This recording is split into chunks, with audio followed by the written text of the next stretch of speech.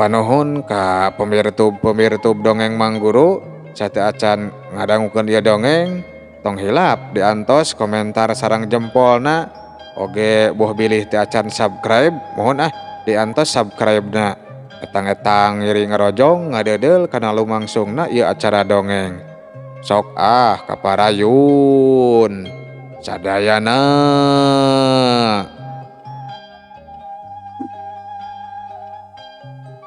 Mitra-mitra pemirtub dongeng Mangguru srangenge meletek di belah wetan jangjang peuting geus ditilepan manuk leutik nyaliksik dina dahan kai moyankeun jangjangna anu sapeuting ka ibunan tatan-tatan enggoning mapag poe anyar sejanyukuran umur jeung mang pirang-pirang kanikmatan anu masih keneh dipercantenkeun ku pangeran. Geleber manuk leutik hiber ninggalkeun dahan kagareuwahkeun ku saurang lalaki anu keur mamanggul beungkeutan pangpung anu ngaliwat ka palebah dinya. Anu tetela eta saurang lalaki teh tayalian ti si Yuhendi anu kiwari guruna geus palastra. Lengkah si Yuhendi sakedapan mah ngarandeg heula panonna teu budak awewe anu umurna teu jauh beda jeung Jang Pringga anu harita keur nangkep tuur di tepas imah. Bari panon mah netep kosong ka palebah gundukan taneuh beureum anu dipapaes ku tetenger batu jeung kembang samoja deukeut buruan imahna. Si Yuhendi gogodeg kituna teh ari sorot matana mah siga anu pinuh ku rasa karunya. Kelayan antare si Yuhendi ngadeuketan eta budak awewe anu tayalian ti Neng Arin anakna Bah Dekok. Sok beungkeutan suluh diecagkeun. Tong dipikiran teuing Neng, keun bae da masih kene aya mamang, cek si Yuhendi sanggeusna diuk gigireun Neng Arin. Neng Arin teu nembalan, malah mah teu ngareret-reret acan, sapasang matana masih keneh netep kosong kana gundukan taneuh beureum anu minangka kuburan bapana anu sanggeusna pisah leuwih ti sataun teh dina panggihna oge mangrupakeun panggih anu panungtungan. Antar Arin ka lembur Cisastra mang, cek Neng Arin. Kituna teh panetep mah anger netep kuburan anyar. Tong sologoton Neng. Budak anu ngaranna si Pringga ajan wesena pohara luhungna. Buktina bapak Neng Arin jeung sababaraha urang anak buahna oge nepi ka palastrana sanggeusna ngadu jejaten jeung Jang Pringga teh. Halusna mah asakeun heula elmu Neng Arin. Keunda sigana mah moal indit ka mamana babengok anu ngaranna si Pringga mah. Jeung deui ari mamang mah teu nyaho kana rupa-rupana acan ka eta babengok teh. Ngan cenah ari ceuk si Abah mah si Pringga teh anakna si Ijot. Saha si Ijot teh mang? Tanya Neng Arin bari menerkeun diukna nyang hareup ka si Yuhendi. Si Ijot teh indungna si Pringga anu baheula mah salakina dipateni ku si Abah. Mangsa Jang Pringga keur dina kandungan keneh tah kitu Neng. Jadi nya Neng ibarat Neng Arin ayeuna we meureun. Munda dengdam ka jalma anu geus mateni bapana. Geus dikitukeun mah Neng Arin teh ngan ukur hulang-hulang teu nyarita. Ari cek mamang mah Neng geus we nu geus manggeus. Teu kudu hayang malas pati kanu geus nyebabkeun maotna si Abah. Matak-matak cilaka atuh Neng. Da meureun matak kitu oge eta pejuh matak kitu peta ka si Abah teh. Palukar tina nandangan ka nyeri hate anu teu jauh beda jeung kaayaan hate Neng dina mangsa ayeuna. Ari cek mamang mah anggap we lunas. Bapak si Pringga maot ku si Abah atuh si Abah oge maot ku si Pringga. Anu bapana maot ku bapak Neng Arin. Tapi mang geus Neng geus.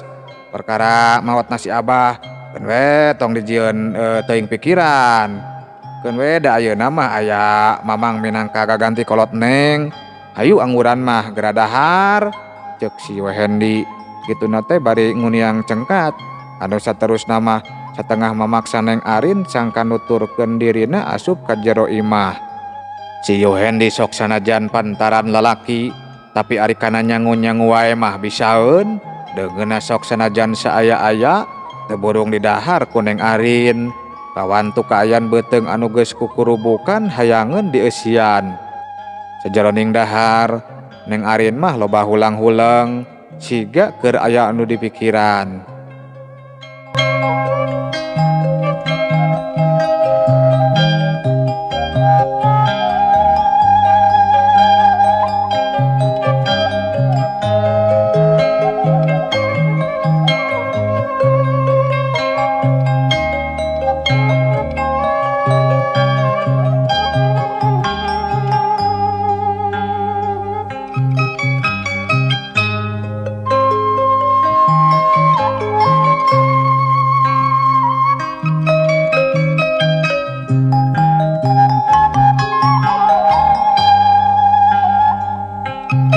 Mitra-mitra pemirtub dongeng Mang Guru, tunda heula kaayaan Neng Arin anu kiwari diasuh ku si Yuhendi.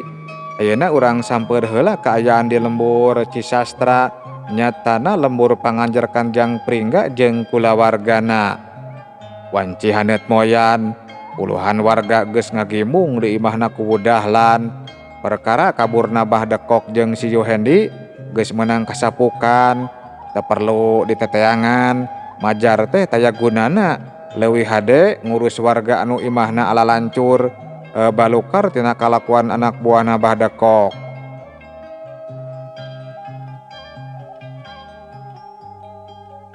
Ya kitu we ayeuna mah sim kuring si Jaamitan bade mulang atuh ari Jang Kaka Jang Rohiman Jang Wahyu katut Jang Rido ari rek ngebantuan heula di lembur ieu mah kok bae ngan omat. Ngarulang deui ka babakan ledoknya, cek ku babakan ledok rutret ka anu area di dinya. Wah benernya moal diantar gitu. Tetep ku Dahlan siga nu hayang mastikeun ku babakan ledok anu embungeun diantar pikeun maturan balik ka lemburna. Ah ludeung sorangan oge, da ti beurang jeung na deui rek make jalan anu caraang we moal motong jalan pileuweungan. Antuk nama ku Dahlan ngidinan ku babakan ledok pikeun mulang deui ka lemburna.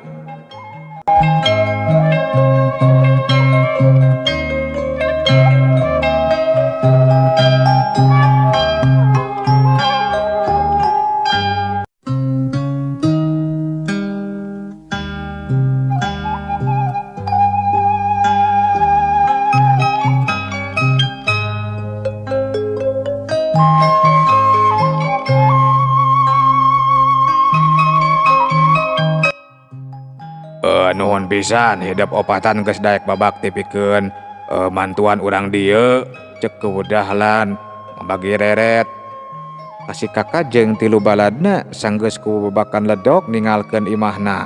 Si Kaka jeung tilu baladna ukur arunggeuk. Perkawis waragad pikeun ngomean imah warga anu raruksak. Rek ti mana atuh Jang Kubu? Padaya kana welasanana imah anu alancur teh. Tanya salah seorang warga anu geus aya umuran, tumanya dari pisan. Nyaeta pogoge, kuring ge keur bingung. Ari duit mah aya tapi paling oge ngan ukur mah hisa imaheun. Kabeh anu aya di dinya ukur pating haruleng sarua bari ngungeunana. Atuh ieu mah kanggo nambih-nambih mangga we cepeng ku Pakubu, cek si Wahyu ngasongkeun duit. Menang udunan jeung tilu baladna anu memang geus dibadamikeun leuwih ti heula. Nyakeun bae atuh Jang. Eta mah jang keperluan hidup opatan wae.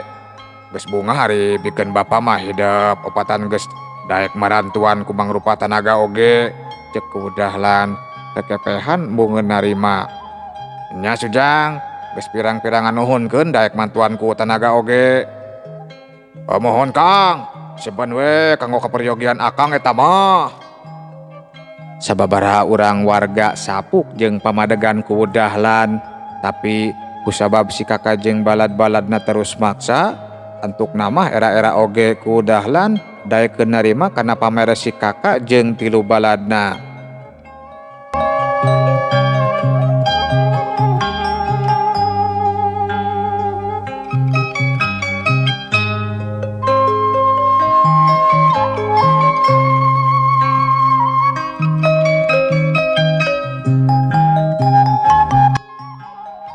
Tah ari anu geus milu bajuang nandonkeun nyawa enggoni ngalawan karaman si Bahdekok. Mari lu nyumbangkeun duit, piraku ari urang rek caricing wae. Pakobo. Abdi daek mun ditah nagihan udunan ka warga pikeun mantuan waragadna mah. Cek si Ipay nyelengkeung, sakedapan mah warga anu sejena tarungkul siga nu era. Uring milu nyumbang Pakobo. Abdi ngiring nyumbang Pakobo. Abdi ge bade Pakobo. Abdi. Pating celengkeung warga anu hayang marilu nyarumbang. Udah lan ngareret ka si Ipay. Atra pisan tetepna anu pinuh ku kareueus. Kumaha Pakobo? Cek si Ipay tu menyadeui. Nyajung bae ari daek mah jang Ipay. Ngan ari ka warga anu sakirana kurang mampu mah tong ditatagi. Karunya kanu kira-kira marampuh we wungkul. Cek kuwedahlan teu leupas tina kawijaksanaanana. Si Ipay unggut-unggutan tanda ningarti sanggeus amitan leos ningalkeun imah kuwedahlan. Ari nu araya di dinya mah teu ditagihan, da udunanana langsung dipasrahkeun ka kuwedahlan. Si Ipay kalayan sumanget pisan mapayan imah warga. Alhamdulillah teu hese warga sungsong milu udunan sakamampuhanana sewang-sewangan.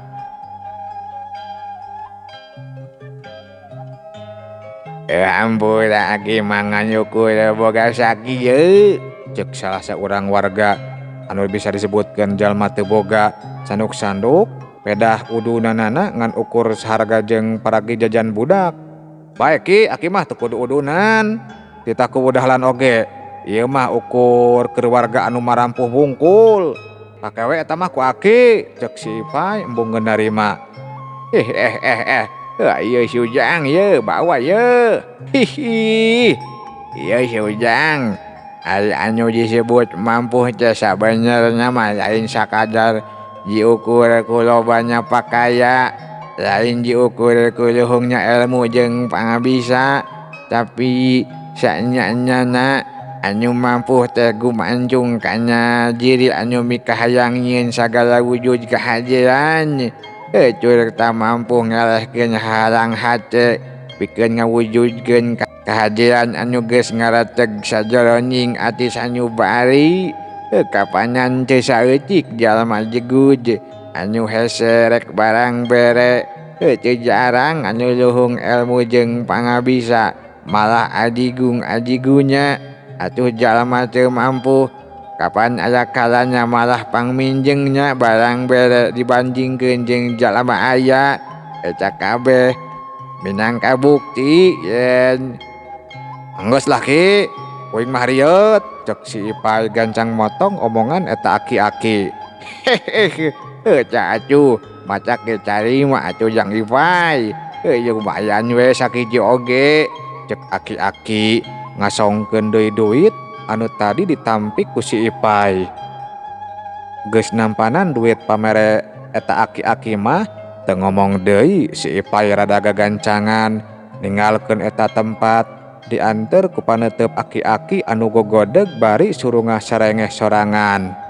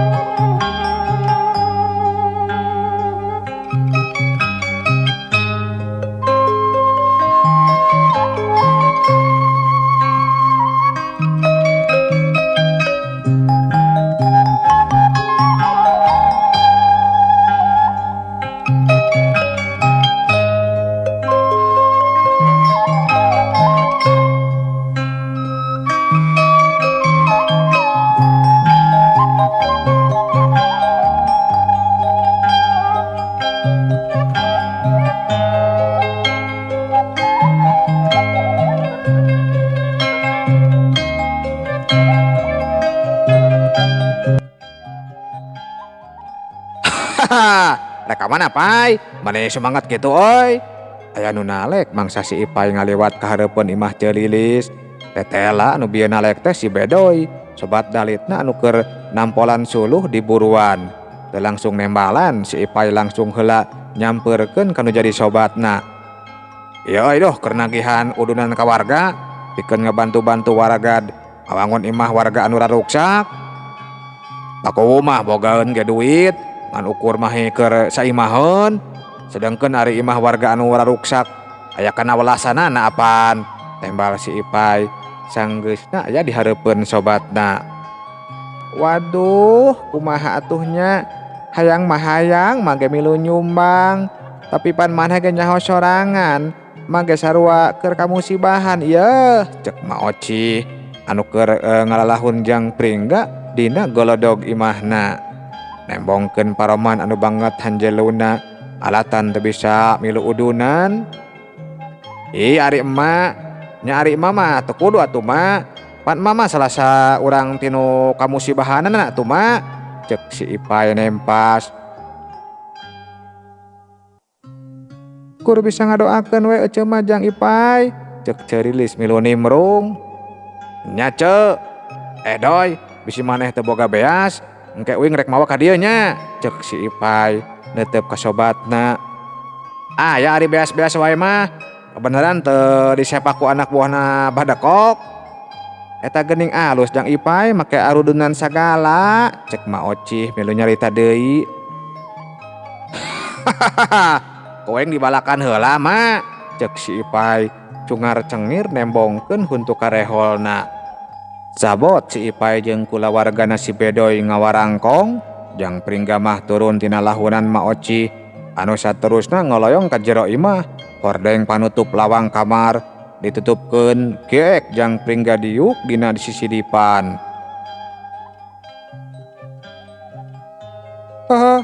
Jagat satria, cek jang pringga kalayan halon nyebut ngaran sobat goibna. Cileg teuing ti mana datangna, jagat satria ujug-ujug ngajega di hareupeun jang pringga. Hahaha, teu kudu ngomong, da uing geus ngarti, lek dicokot kabeh, cek jagat satria netep kanu jadi sobatna anu bibirna geus ngabrek nyarita. Samahina we karunya ka urang lembur. Heug tembal jagat satria kituna teh bari les ngiles di hareupeun jang pringga. Tekung sedila jagat satria geus ngajelegedeg di hareupeun anu jadi sobatna, leungeun katuhuna ngeukeuk kanjut kundang leutik kelir hideung. Yeuh sakieu ge mahinya, cek jagat satria ngasongkeun kanjut kundang ka jang pringga. Jang pringga ukur unggeuk eusi kanjut kundang anu tetela inten sagede-gede jempol leungeun dicokot sababaraha hiji, anu saterusna mah dibabaskeun kana pesak calanana. Geus kitu mah jang pringga ngoloyong deui nyamperkeun kolotna.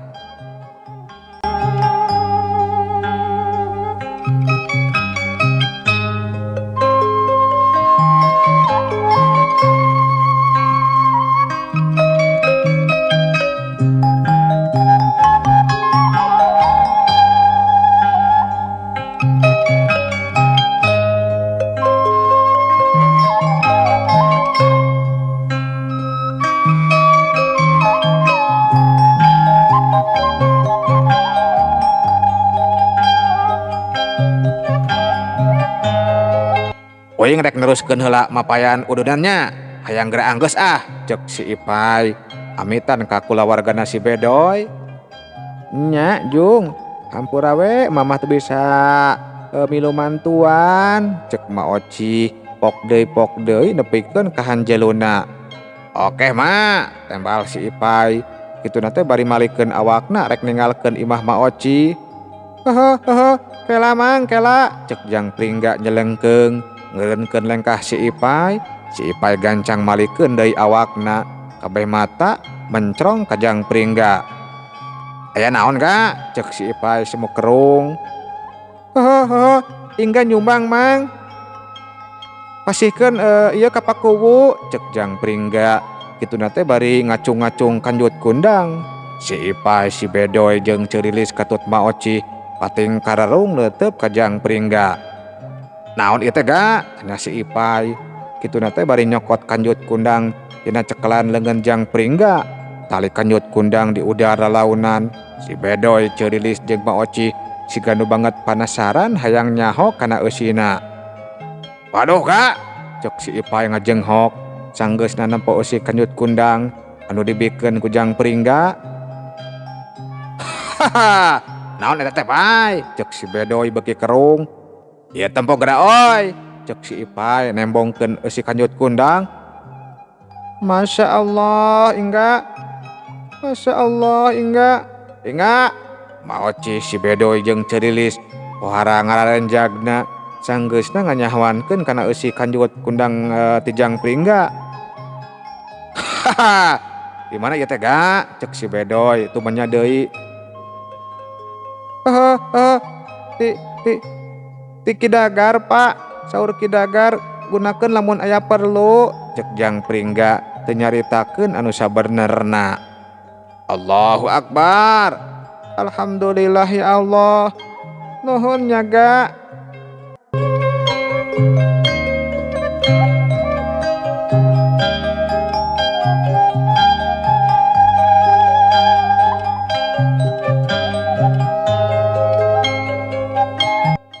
Enyah njung kaditu gerabikeun ka Jang Kubu. Geus we teu kudu neruskeun nagihan deui, sakitu oge leuwih ti mahi ya, cek Ma Oci ngajujurung ka si Ipay. Nya atuh we ngerek langsung ka Pak Kubu. Nuhun nya Ga. Tembal si Ipay. Kituna teh bari nyiuman pipi Jang Pringga. Geus kitu mah si Ipay kegancangan ninggalkeun imah Celilis. Alhamdulillah, nuhun anak king kasep pager, cek Celilis langsung karangkul anakna. Teu kawawa cimata ngabarebay masihan pipina, cimata kabungah anu taya papadana. Hahaha, Mak, ieu mah kanggo ngomean bumi emak, cek Jang Pringga ngasongkeun sababaraha guruntul inten ka Ma Oci sareupasna tina rangkulan anu jadi indungna. Masya Allah, geuning aya keneh Ingga, cek Ma Oci meh teu percaya. Jang Pringga ukur unggek bari suraseuri. Song mikeun inten ka Ma Oci. Tong ka emak mikeunna ieu. Tuh we ka bapa hidep. Da imah mah oge kapanan masih keneh imah bapa hidep. Imah indung hidep jeung imah hidep, cek Ma Oci nunjuk ka si Bedoy. Jang Pringga ukur unggek. Cong inten dibikeun kanu jadi bapana. Hahaha, naon jaga, cek si Bedoy nampanan inten ti anakna. Jang Pringga ukur unggek bari suraseuri. Jang Pringga pada ngarangkul, pada nyiuman bunga anu taya wates wangenna. Tekung Cerila ngurunyung ceyumah jeung Mang Aca anu angkari bungku babawaan. Euleuh mitra kaum dangu, rupina waktosna parantos seueur, insyaallah sanes waktos ieu dongeng urang teraskeun deui. Rupina dina waktos ayeuna Mang Guru ngadongengna mung dugi ka dieu heula. Mang Guru sejamit mung pamit mundur. Billahi taufiq wal hidayah. Wassalamualaikum warahmatullahi wabarakatuh. Cagah per meos.